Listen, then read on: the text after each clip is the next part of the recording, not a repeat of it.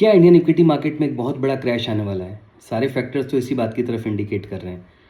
ऐसा माना जाता है कि जब किसी भी देश की करेंसी गिरती है तो स्टॉक मार्केट गिरता है या स्टॉक मार्केट पर प्रेशर बना रहता है और वो परफॉर्म नहीं कर पाता है। लेकिन ऐसा जरूरी भी नहीं है कि अगर करेंसी गिरे तो स्टॉक मार्केट भी गिरेगा ही गिरेगा। तो अब हम इन दोनों सिचुएशंस को एनालाइज करते हैं कि कौन सी सिचुएशन में करेंसी का गिरना स्टॉक मार्केट के लिए नेगेटिव होता है और कब करेंसी गिरने के बाद भी स्टॉक मार्केट राइज कर सकता है। पहले हम देखते हैं कि कब करेंसी का गिरना स्टॉक मार्केट के लिए नेगेटिव होता है। कैपिटल आउटफ्लोज यानी कि एफआईआईज हैवी सेलिंग कर रहे हो फर्स्ट, सेकंड महंगाई बढ़ रही हो और दूसरे देशों से गुड्स इंपोर्ट की कॉस्ट बढ़ रही हो। तीसरा फैक्टर करेंसी को गिरने से बचाने के लिए आरबीआई ने इंटरेस्ट रेट्स बढ़ाई हो। फोर्थ फैक्टर ग्लोबल इन्वेस्टर्स का देश में इन्वेस्टमेंट पर से कॉन्फिडेंस लूज हो गया हो। तो इनमें से जो तीन फैक्टर्स हैं वो प्रेजेंट मार्केट में मौजूद हैं जो कि स्टॉक मार्केट को नेगेटिवली इंपैक्ट कर सकते हैं। पहला था कैपिटल आउटफ्लोज यानी कि एफआईआईज की हैवी सेलिंग। अभी कुछ दिनों पहले की एक न्यूज है जिसमें ये बताया गया है कि एफआईआईज ईयर 2025 में 234 ट्रेडिंग डेज में से 141 ट्रेडिंग डेज नेट सेलर्स रहे हैं। एफआईआईज ने सिमिलरली ऐसी ही सेलिंग 2022 में भी की थी जिसमें वो 146 ट्रेडिंग डेज नेट सेलर्स रहे थे। इससे पहले highest number of net selling days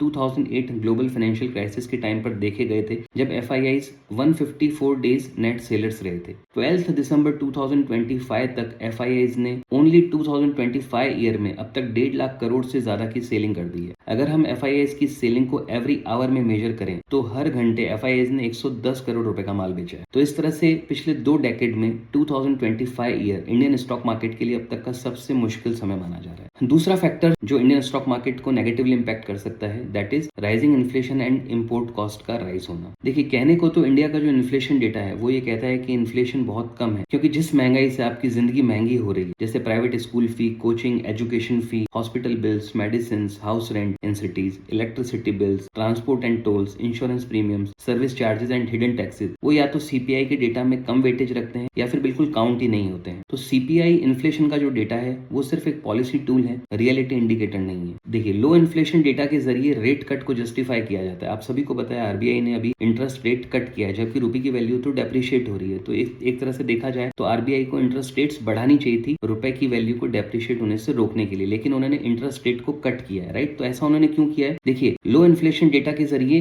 rate cut को जस्टिफाई किया है उन्होंने एंड सेकेंडली फिस्कल स्ट्रेस को छुपाया जाता है इसके थ्रू। फिस्कल स्ट्रेस क्या होती है? जब गवर्नमेंट के पास में पैसे कम होते हैं और फाइनेंसिस का प्रेशर ज्यादा होता है, खर्चे ज्यादा होते हैं, वो स्टेट जो होती है वो होती है फिस्कल स्ट्रेस। तो लो इन्फ्लेशन डेटा के जरिए फिस्कल स्ट्रेस को छुपाया जाता है। फेक ग्रोथ का एक नैरेटिव बनाया जाता है कि हाँ हमारा देश जो है वो ग्रो कर रहा है और करेंसी वीकनेस को डाउन प्ले किया जाता है। और जैसा कि आप सभी को पता है कि रुपए की वैल्यू डॉलर के कंपेयर में ऑल टाइम लो पर ट्रेड कर रही है जिसके कारण हमारी इंपोर्ट कॉस्ट भी बढ़ गई है। यानी कि पहले जहां पर हमें गुड्स इंपोर्ट करने के लिए 80 रुपीज देने पड़ते थे वहीं पर अब हमें 90 रुपीज देने पड़ रहे हैं। तो देखिए, rising inflation and rising import cost ये फैक्टर भी जो है वो मार्केट को नेगेटिवली इंपैक्ट करेगा ही करेगा। ठीक है, और जो तीसरा फैक्टर था ग्लोबल इन्वेस्टर्स का देश में इन्वेस्टमेंट पर से कॉन्फिडेंस लूज हो जाना। तो एफआईआईज 1.5 लाख करोड़ से ज्यादा की सेलिंग कर चुका है। ये सीधा सीधा इंडिकेशन है कि ग्लोबल इन्वेस्टर्स जो है वो अपना पैसा निकाल रहे हैं। तो ये तीन फैक्टर्स जो कि मार्केट को नेगेटिवली इंपैक्ट कर सकते हैं वो थे। अब हम देखते हैं कि कब करेंसी गिरने के बाद भी स्टॉक मार्केट राइज हो सकता है, वो कौन सी सिचुएशंस होंगी। अगेन, फर्स्ट पॉइंट होगा आपका स्ट्रॉन्ग ग्लोबल लिक्विडिटी सपोर्ट यानी कि एफआईआईज का इन्वेस्टमेंट करना। दूसरा है एक्सपोर्ट हैवी सेक्टर जैसे कि आईटी एंड फार्मा बेनिफिट कर रहे हैं। तीसरा स्ट्रॉन्ग डोमेस्टिक लिक्विडिटी सपोर्ट हो और चौथा सेलेक्टेड हैवीवेट स्टॉक्स के जरिए इंडेक्स को मैनेज किया जा रहा हो। ठीक है, तो इनमें से सिर्फ 2 फैक्टर्स हैं जो वर्क कर रहे हैं और 2 फैक्टर्स मिसिंग है जो कि आपकी करेंसी की वीकनेस के बाद भी स्टॉक मार्केट को राइज करने में हेल्प करते हैं। वो कौन से फैक्टर हैं जो कि मिसिंग है? पहला है एफआईआईज की सेलिंग, एफआईआईज आपका सेल कर रहा है, इन्वेस्टमेंट नहीं कर रहा है इंडिया के अंदर। और दूसरा फैक्टर है वो है export heavy sectors IT and pharma का बेनिफिट ना करना। आप सभी को पता है कि यूएस टैरिफ के बाद से हमारा एक्सपोर्ट वीक हो गया है जिसका सीधा इंपैक्ट हम अभी आईटी सेक्टर और फार्मा सेक्टर पर देख रहे हैं। निफ्टी आईटी जनवरी 2025 की पीक से 25% गिर चुका है और अभी भी नेट 13 से 15% के आसपास माइनस में ट्रेड कर रहा है। और फार्मा स्टॉक्स के ऊपर भी हम, फार्मा इंडेक्स के ऊपर भी हम बहुत प्रेशर देख रहे हैं। तो ये 2 फैक्टर्स मिसिंग हैं और 2 फैक्टर्स कौन से अवेलेबल हैं यहाँ पर? वो है strong liquidity support from domestic investors यानी कि डीआईआईज का मार्केट को सस्टेन करना है। डीआईआईज की इन्वेस्टमेंट का होना है, एफआईआईज ने सेल किया, उसे डीआईआईज ने परचेज किया है। लेकिन ये साइन ऑफ वीकनेस ही है क्योंकि ये सिर्फ मार्केट को गिरने से रोकने की कोशिश नजर आती है। विदाउट एफआईए के इन्वेस्टमेंट के मार्केट को न्यू हाइस पर नहीं ट्रेड करवा सकते, राइट। और दूसरा फैक्टर जो अभी चल रहा है वो है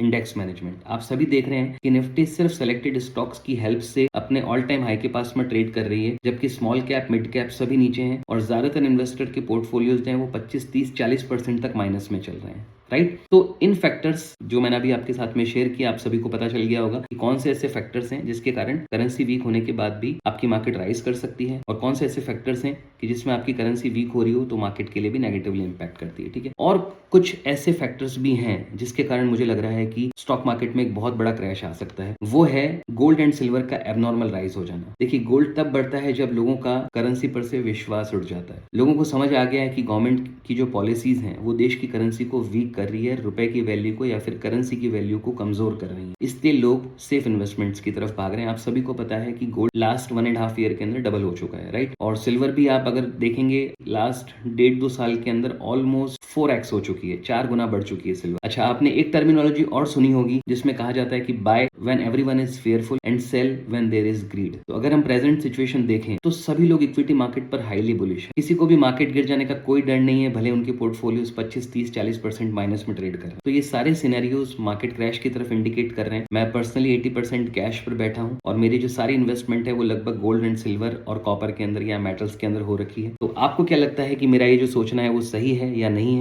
और आपके मार्केट पर क्या व्यूज हैं, आप कमेंट सेक्शन में जरूर शेयर कीजिएगा। अगर आपको मेरा वीडियो अच्छा लगा हो तो लाइक कर दीजिएगा, और इसी तरह की नॉलेजेबल इन्फॉर्मेशन के लिए मुझे फॉलो कर लीजिए।